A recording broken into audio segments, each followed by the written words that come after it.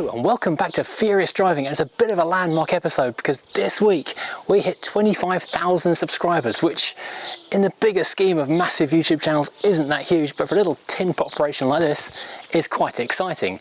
So that means we've got some new people, and it's kind of reflected in some of the comments I've sort of been seeing the other day, as in, I didn't know you had that car.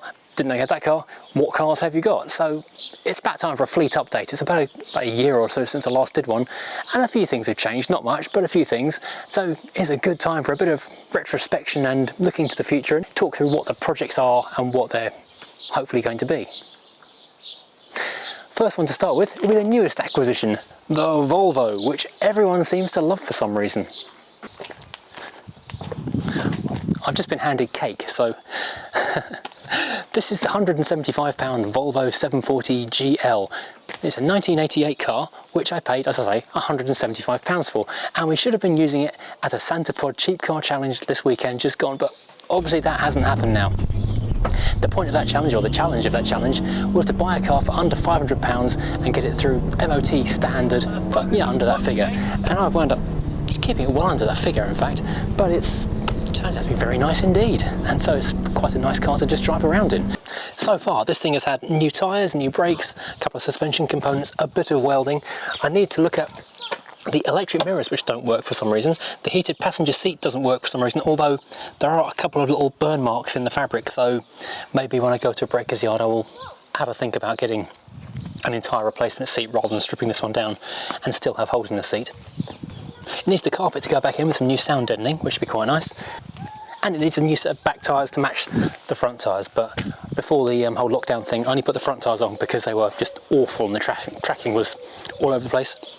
And I thought, if I take it for an MOT and it turns out to have something horrific wrong with it, I don't want to have spent lots of money and then have to scrap it, and having spent on more tyres than I needed to. I've got a big breaker's yard trip planned for when I'm finally free to go to one, because it needs a new front crash bar. It doesn't look too bad on the outside, but this little twist of plastic will probably twist back down again, but the metal crash bar underneath is kind of squonky, so it would be nice to have that, you know, looking cosmetically pretty. It's not that important, but you know, it'd be nice to have it. It sort of wants new suspension. It's bearable, but very, very wallowy. I think that'll pass an MOT because it bounces back after one bounce, but you do kind of, yeah, it's gone through wafty out the other side. It's now floaty to the extent of like a hot air balloon, really. It's quite fun. Beyond that, oh, the headlining. I was going to say there's nothing else to do to it. Headlining and tail lights and some other light lenses and a few other, I've got a shopping list basically. The headlining has been so long coming, I actually thought maybe I'd forgotten to order it, or the order hadn't gone through, but checking on Amazon this morning, it just says delayed, so that will happen very soon, I hope. So this is the Volvo. I was meant to be selling it, ideally for a profit. It turns out I quite like it, so I might just try and find somewhere to smuggle it away and hide it for the time being. Well, that's this car. It's a lovely blue velour thing. I'm keeping the blue velour because that's lovely. This thing is possibly one of the most comfortable cars I've ever had the pleasure of sitting in. It's just a big squishy armchair. When we can do driving properly, I will take you for a proper goes for a drive in it and give you a full rundown of all the stuff of this car. But it's amazingly original. Even the original push button radio is in here. But there's a few things to fix still, so it's a good ongoing project. This is my neighbour's building. He's building a kitchen. It's not me. I don't live on a building site. That's the general building noises and building stuff you can see. Their extension, not my new garage. Unfortunately, maybe sometime soon we'll have a new garage. Right, next car on the thing is the Daily Mercedes, which isn't doing much work at the moment. So this is the hard-working W204 C250 CDI wagon, which is normally putting in a lot of miles, 30,000 miles a year, hard labour. And it's a great car and I absolutely love it. But recently, the last month, it's done maybe 10 miles, not done a lot. Just had the new number plates put on, but the sticky pads have failed already, and then I need to get that off again and refit that because that's annoying. It's going to have the summer wheels put back on as soon as I can get down and switch them over. Needs new front brakes. It's going to need new front bushes at some point soon as well, well, in the nearest future, and a new bush on the gearbox rear mounting point. Beyond that, 10 years old, 100,000 and something miles, it's absolutely fine. I mean, you really can't fault this thing. It's just collecting bits of straw and dust because the farmers have been at work in the fields nearby.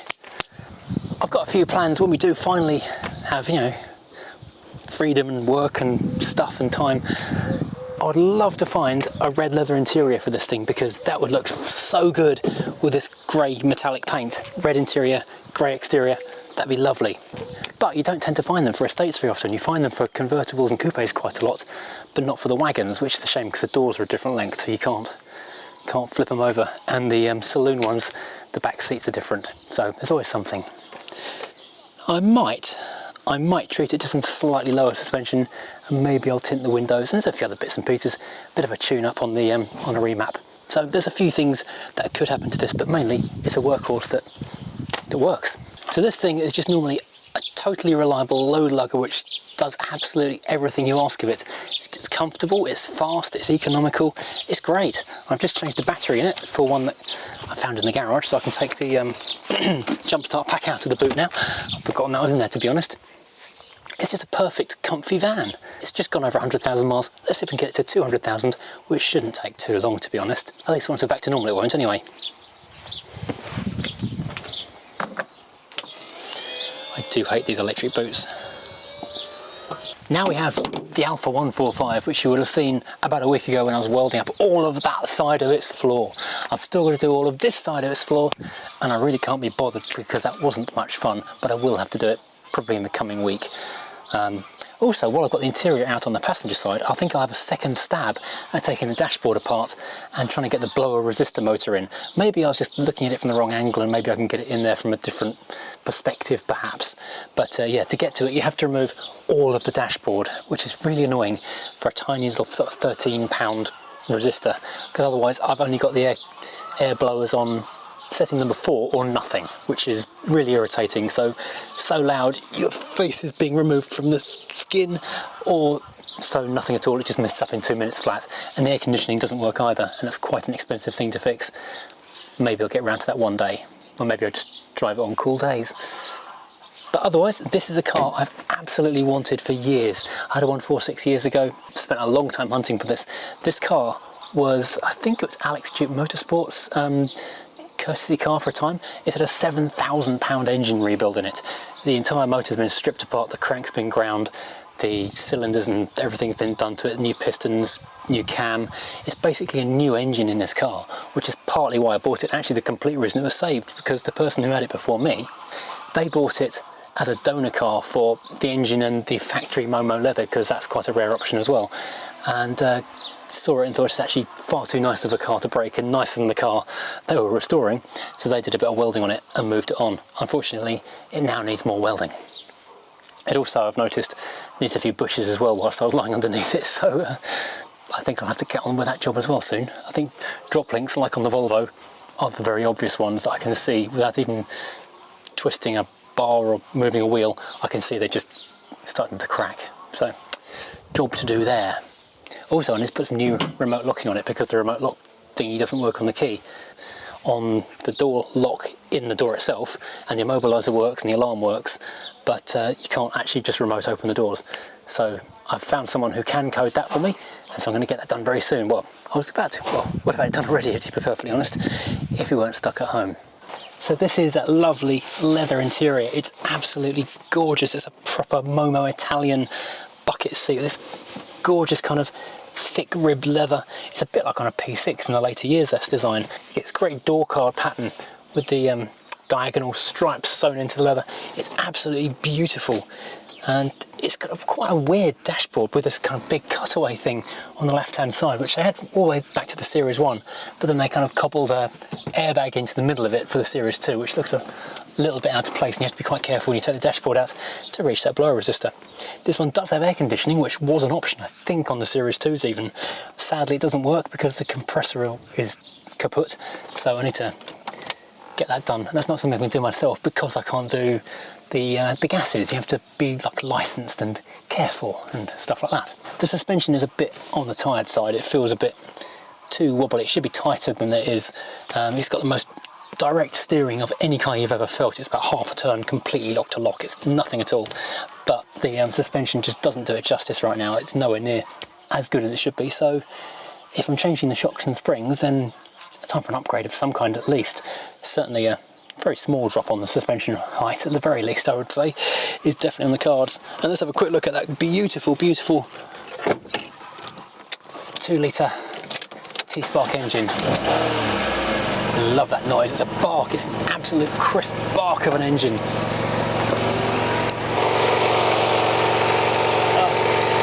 It's got cobwebs and a little bird's egg as well. Wow. But this is a pretty engine. Had a new battery last year, that was good. I've serviced it, but I know because it had a full engine rebuild not that long ago, it probably doesn't need a new cam belt. But I don't really want to take a chance on that, so we'll be doing a cam belt on it fairly soon. I do actually have a friend who used to service my Alfas when they were current and in the dealer network, and he runs an independent Alfa garage now, so I was all set to have him do this a little while ago, so I will get him to do that soon. These have a problem in these T-Sparks. I think oil starvation in the third piston cylinder, because there's a cutout for the exhaust that goes to the oil sump. And then you get that, it goes dry on that one piston if the oil level drops, and it does drop on these, 1,000 miles it uses a litre of oil. And so this engine burns out. So that's why I had the massive rebuild with absolutely everything. So this is a gorgeous motor.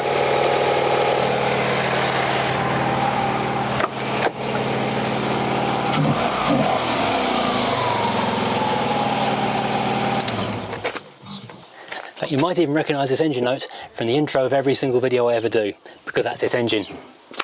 Now this is another one that people kind of forget that I've got, because everything's more or less done to it, well, the big jobs anyway, and it wasn't that much to do to begin with anyway, because I kind of bought a good one to start with for a change, which is not something I do very often.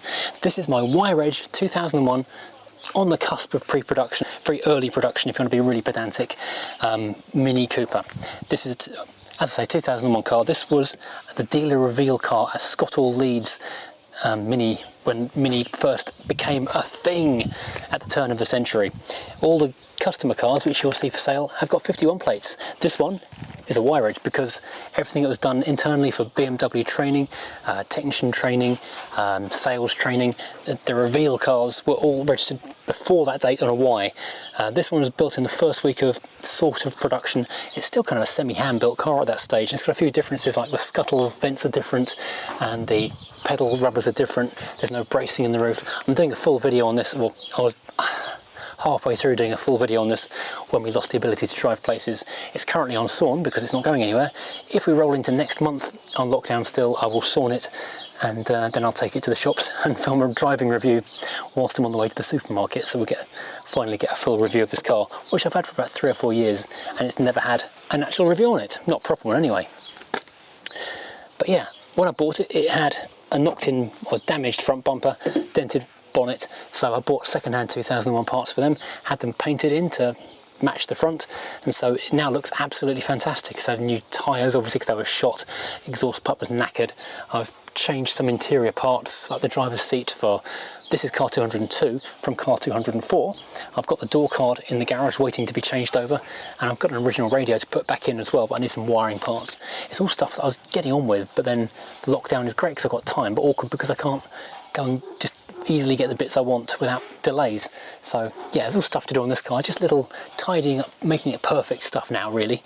This is a great driving car, it really does go well. It's one of those things that's an absolute joy to get in and just turn the key and buzz down a back road. It's a lovely, lovely car. I don't use it enough, to be honest. Something that was common to early cars but very uncommon fairly shortly into the production run of Minis is this red interior. It went from standard to being a very rarely optioned, option I suppose is the word there. So I'm lucky to have this really. This door card just here is a bit tatty. The silver paint has come in scrubbed off. The gear knob I had to replace with a new one from the dealer because that was just shredded, and the steering wheel has got a few marks on it as well. So I think someone wore a lot of jewellery at some point in this car and just scuffed everything up to horribleness. So the touch points have been scoured and I've had to do bits to replace that. Yeah, as I say, this radio, it's a nice Sony, but it rattles in here and it's not original looking, so I've got one to go back in. The aircon, like on the Alfa, I've got two classic retro cars with air conditioning and neither one works. How very classic. Other than that, it's just a very, very nice car. And yeah, well, there's jobs to do on it. We'll get around to them. People say, am I going to sell any of these cars? The plan isn't really to sell any of them at the moment. I do quite like them all. It's kind of, this is one of the rare times, like this and the Alfa 145, are cars I've actually gone out looking for. A lot of the stuff I've got, say like the Mercedes I'm about to come to in a second, and the Volvo, are stuff I've just stumbled across purely by chance, really, and then just found I really quite like them. The Alfa, I was desperate to find one of these. This Mini Y-Reg, I really wanted one of these while they were still, you know, dirt cheap, because people didn't know what they were, so I kind of jumped onto that. For once, jumped onto the boat early, unlike, say, Porsche 911s, which I failed utterly to go and buy when they were dirt cheap, even though I knew they were going to go up, which is silly of me.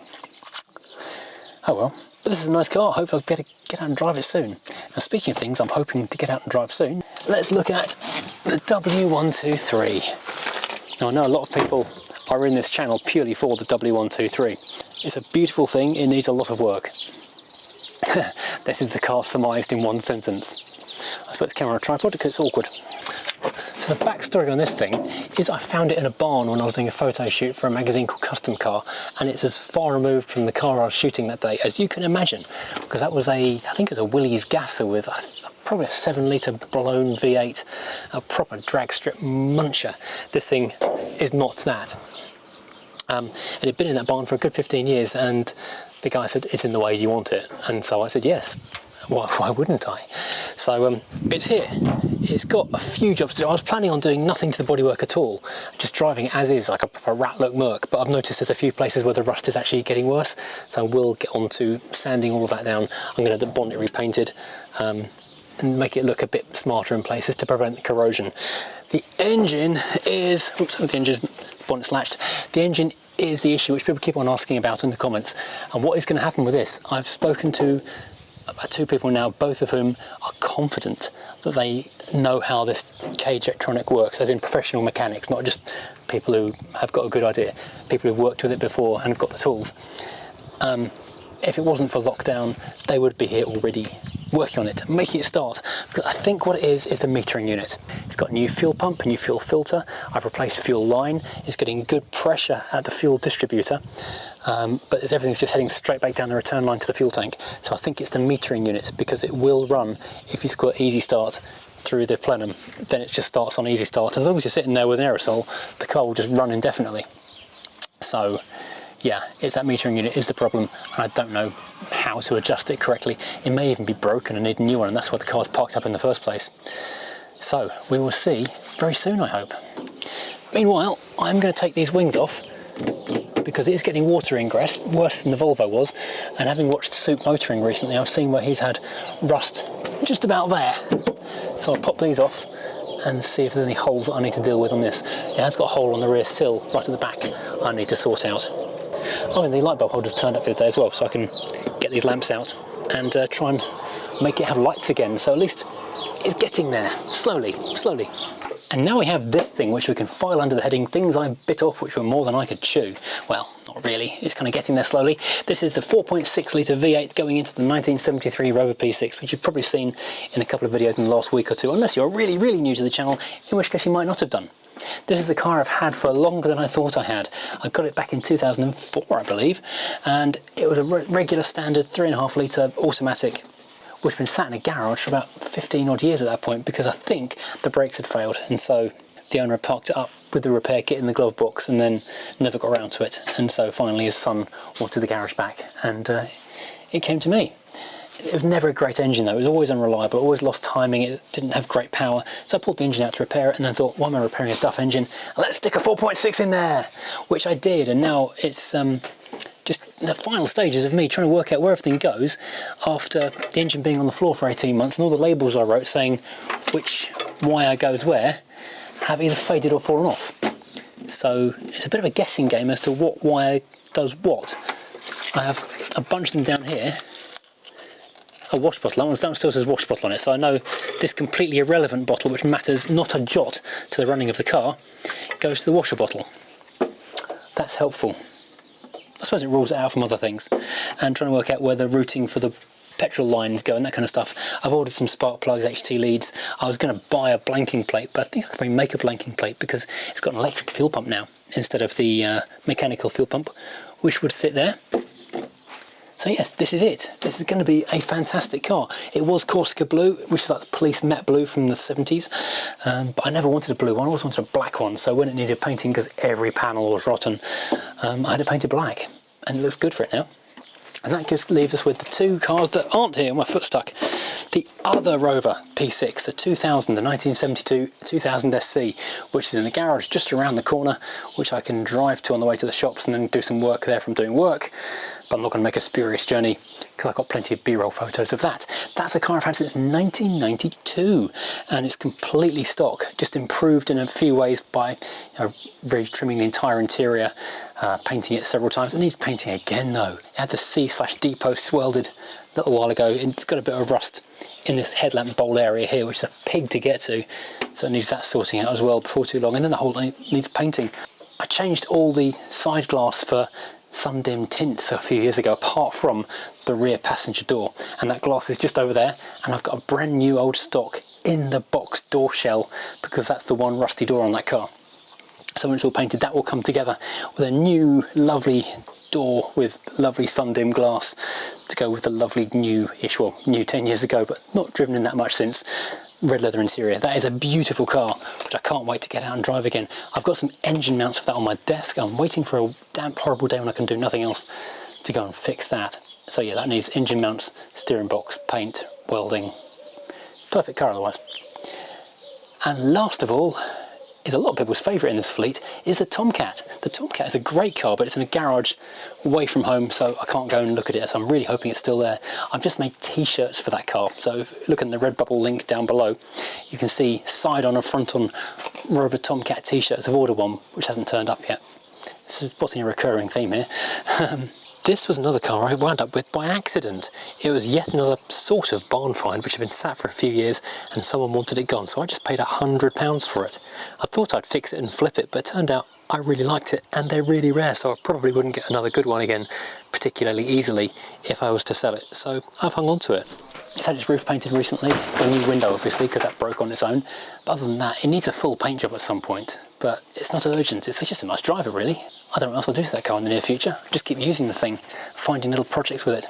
In terms of what's coming to replace or improve or add to the fleet, I don't know. I said in a recent video chat with Laurie's Mechanical Marvels, I said I really wanted a Ford Crown Victoria and an Austin 7, and I still do want both of those, but I don't know where I put them, so something might have to give if I was to get one of those two.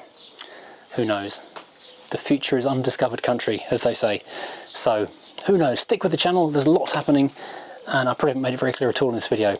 But these are the 8 cars of the fleet. There's also my wife's Mini, which I've not talked about because she doesn't like me doing stuff to it. I'm not allowed to alter it and modify it, so we don't really acknowledge that car anymore, as I can't play with it. And the Sinclair C5, which is still lacking running gear, and at some point I'll figure out what I'm going to do with that. Whether stick a Kawasaki 1000cc engine in it, buy a mobility scooter and gut that, I don't know. Something's going to happen to it at some point. I was going to make my 25,000 subscriber special into an every car I've ever owned video, and I spent lots of hours going through lots of old photo albums trying to find photos of those cars, but it takes a lot longer than you might imagine, so that might be next week now. Over the next months and even years, I've got a few big plans for things to do on